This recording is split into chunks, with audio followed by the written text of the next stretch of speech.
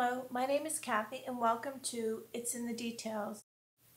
Today we bring you part 1 and we're going to color this simple flower here with 1 or 2 markers, and then in part 2 you'll see this card here, which we'll bring to you next week.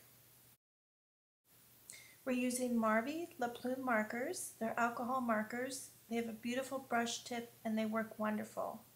These are the colors we're going to be using in part 1 and part 2. We're starting with N900, but I want to show you right here. I like to put my colors on the corner just to make sure it's what I want.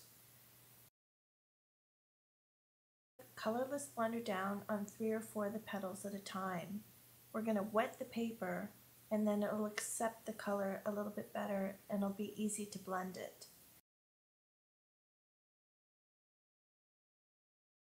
Now I'm going to put on my light color, and you can see I grabbed the wrong one. You always want to test, and we're going to be using R805. So go ahead and start at the, I always like to start at a line and just start feathering your colors in. So just continue feathering your colors in. And the way I like to describe feathering, which seems to work best for my students in my classes, I like to compare it to sweeping with the broom. When you sweep with the broom, you push down, and after you push down, you lift up. You want to use that same motion with your marker, and then you get a really nice feathering. So we finished that group that we had laid down the colorless blender. So now we're going to go back in with the colorless blender, just flicking, feathering to blend the color.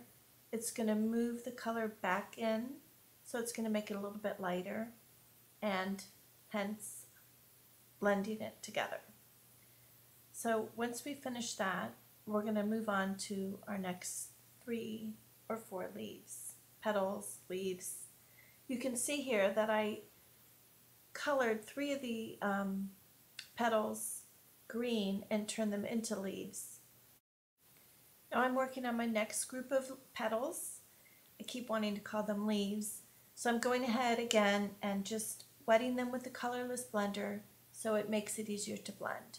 And I'm going to fast forward this because I don't think you need to see this again. I just want to take this opportunity to tell you really quick that I'm really happy with the Marvy Plume markers. I think they blend very nicely. I really love the brush tip, and it's a great way for people to start coloring. The price point is unbeatable, and you can start with more colors, and that's one of the things I love about it as well. Now we're going to bring back some more of our color, the color we've been using, the R805, and just add another layer of color in certain shaded areas just to give a little bit more intensity. Now this is a good time, you can stop and just cut it out and put it on some pretty paper and you have a card. You don't need to spend a lot of time coloring and shading, and that's the point of this video. Now in part 2 we're going to show you, if you want to go to the next step, how you can shade with 2 different color families.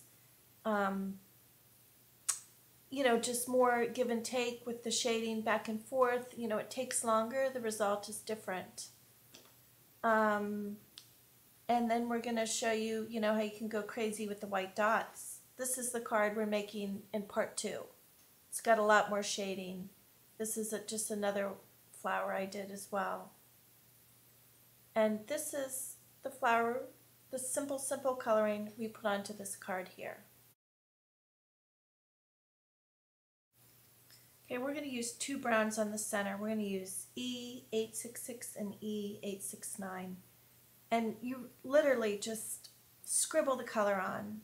And then I like to take my time going around the edges. This stamp has a really pretty delicate, lacy center.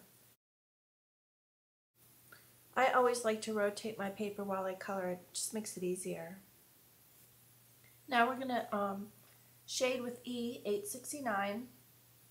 Just pulling it into your lighter brown, just any old which way, just to give a little bit of dimension.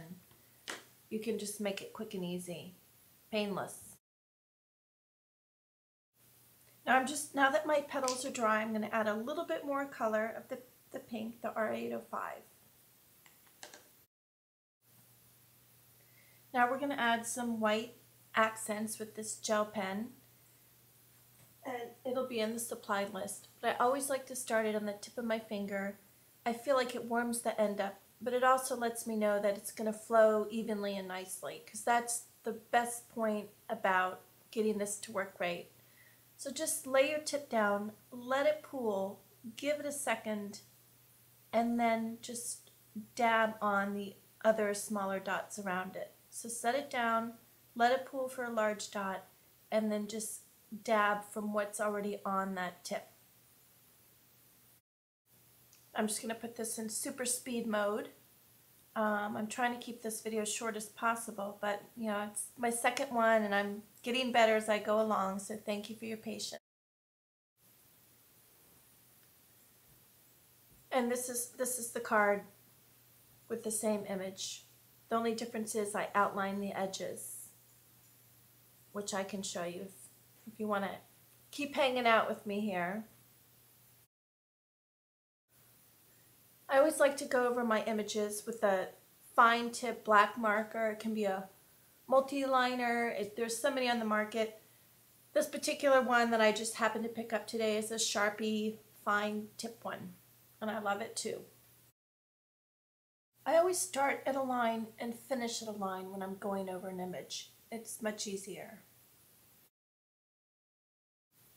Thank you for watching. It's in the details. This is the flower I'll be coloring in part 2. And if you have any questions or comments, you can visit my blog.